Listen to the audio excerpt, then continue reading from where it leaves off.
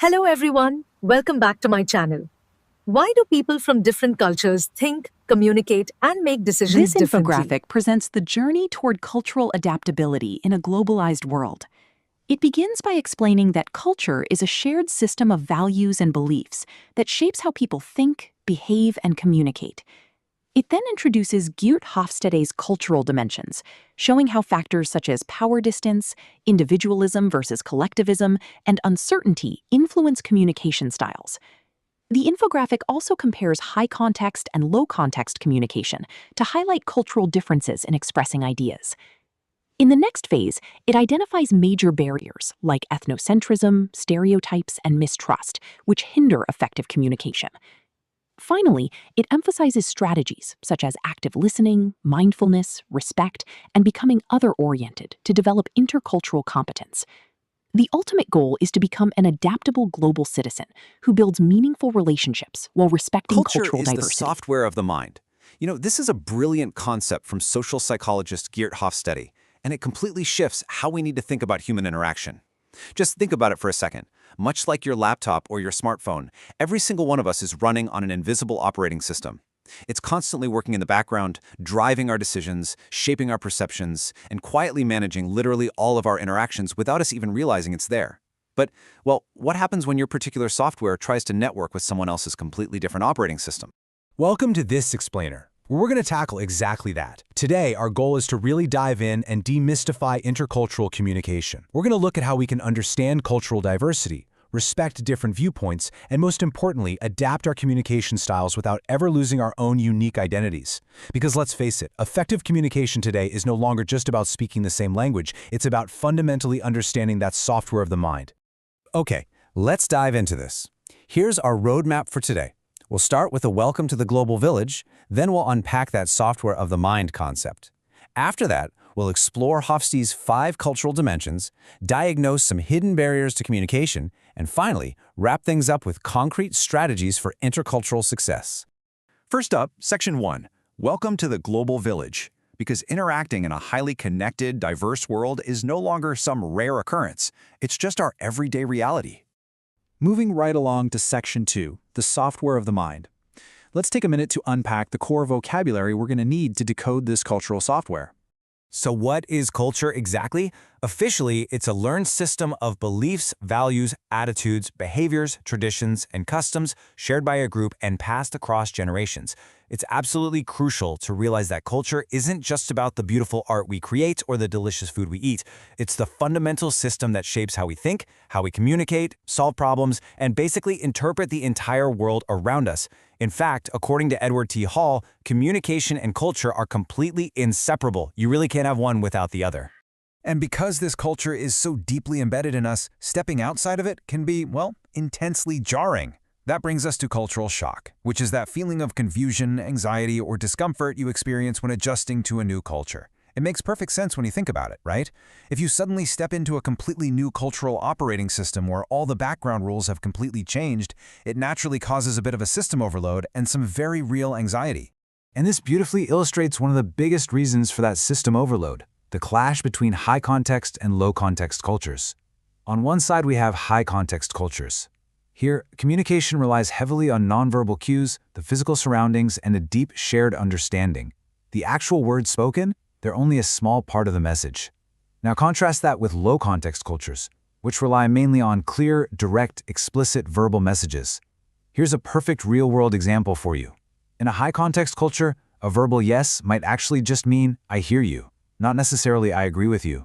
So if you're from a culture that expects people to say exactly what they mean, and you're interacting with someone who expects you to intuitively read the room, misunderstandings are practically guaranteed. All right, Section 3, Hofstede's 5 cultural dimensions. Let's look at Geert Hofstede's highly structured framework used to actually diagnose these different cultural values. The foundational piece of this code is individualism versus collectivism. Think of this as the I versus the we. In individualistic cultures like the US and Australia, people prioritize personal achievement, independence, and self-reliance. Students are actively encouraged to express their own unique opinions, and employees are usually rewarded based on their individual performance. On the flip side, collectivistic cultures like India, Japan, or China prioritize teamwork, family, cooperation, and overall group welfare.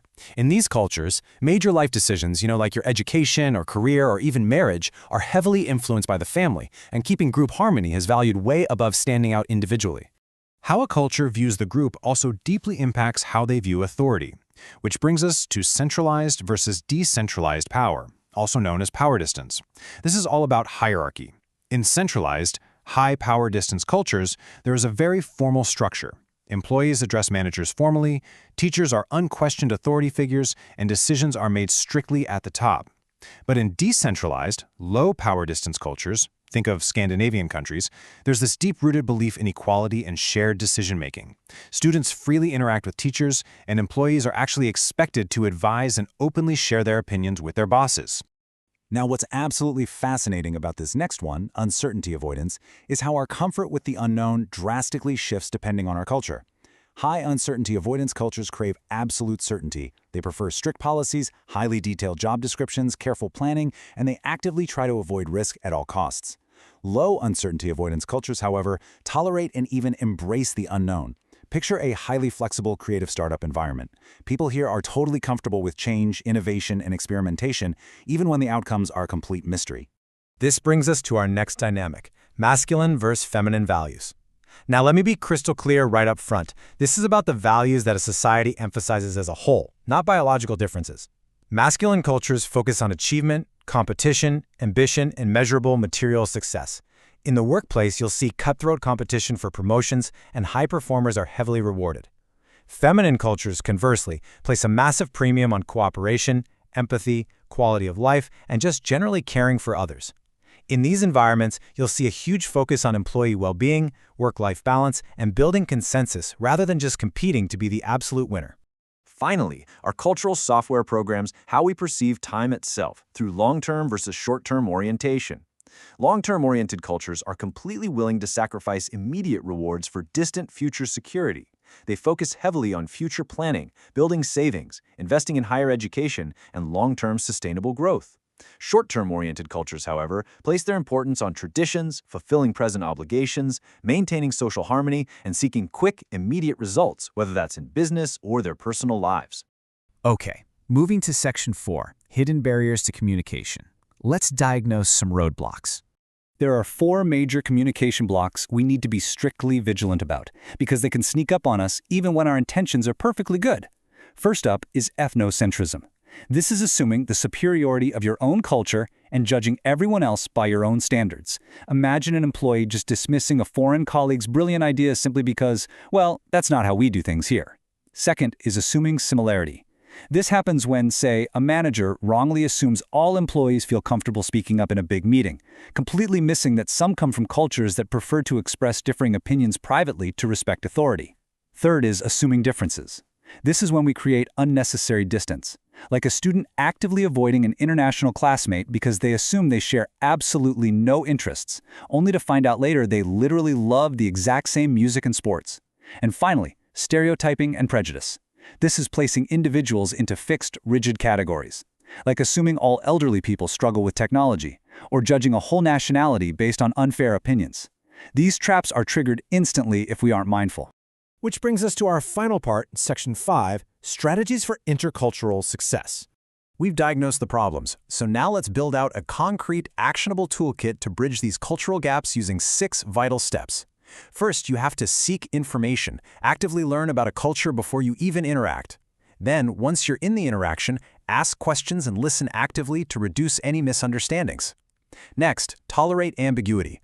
Accept that patience is essential and perfect answers simply take time.